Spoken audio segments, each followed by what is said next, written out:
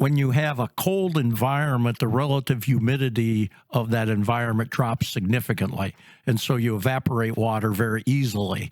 So in Minnesota, when we get those 20 below days with 30-mile-an-hour wind, you know, the fluid that's in the tank will evaporate to a certain degree. And when it evaporates, eventually you start to get accumulation of these crystals. Yeah, my name is Jim Halbeisen, and this is my opinion.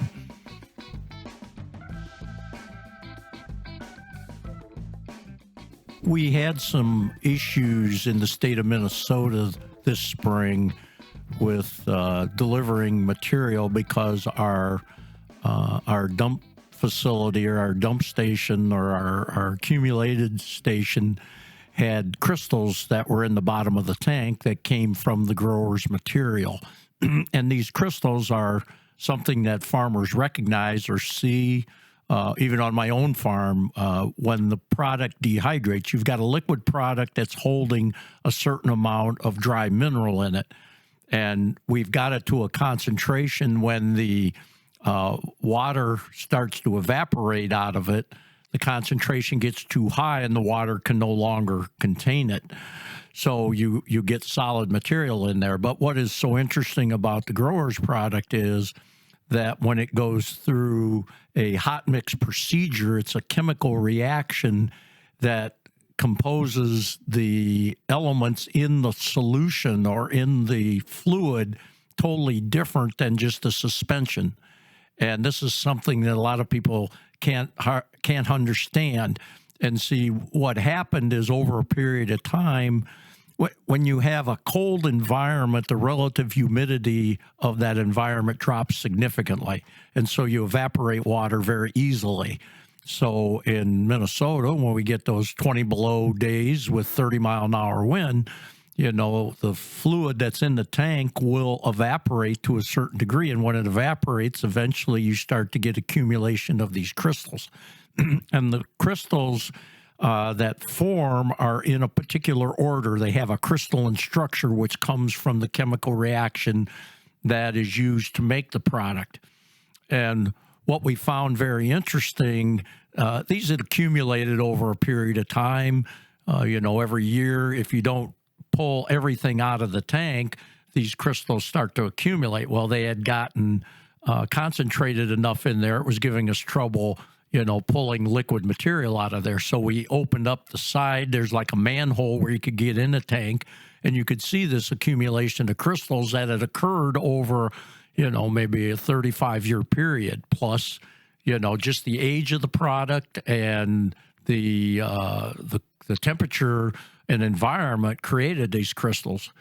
And what is so unique about them that we took some of them, we grabbed a handful of them, and they're very safe because the product is made from tech and food grade materials.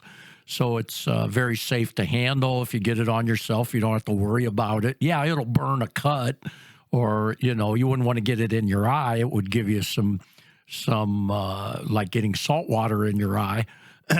But it's very, very safe. And we were able to take these crystals. Some of them were a little lumpy or like the size of a brick. And when we took that and put it into warm water, it dissolved immediately. And see, that's a very unique characteristic about growers, that even after it dehydrates, you can resaturate it with water, and it'll go right back into the same concentration of all the elements.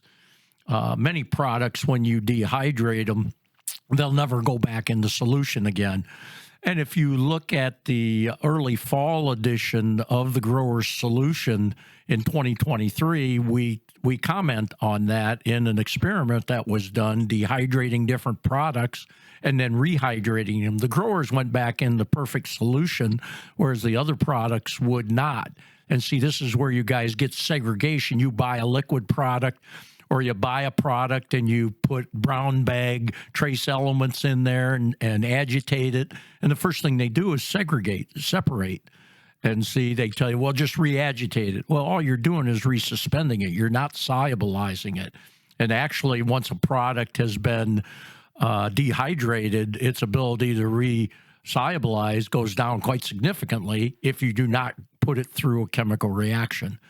And so this is very important. Like when you plant with a liquid product, like in the 2023 year, we had these very dry areas.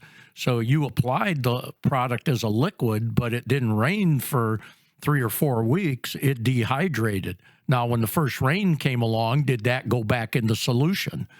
And in many, many cases, almost all cases, other than our product, it won't go back into solution. See, so your effectiveness goes down quite significantly. And that's a very important characteristic of growers. It affects the price because it costs a certain factor to do hot mix or chemically react, but we think it's so critical to get uniformity of the product so that when you use a small amount of trace elements, you can get them dispersed everywhere in the field and not just concentrated in certain areas. And that's very important for vegetables, and it's important for all crops, but vegetables, it's very, very important that you don't have certain nutritional deficiencies because it's not spread throughout the field uniformly. This podcast has been brought to you by Growers Mineral. Please visit growersmineral.com.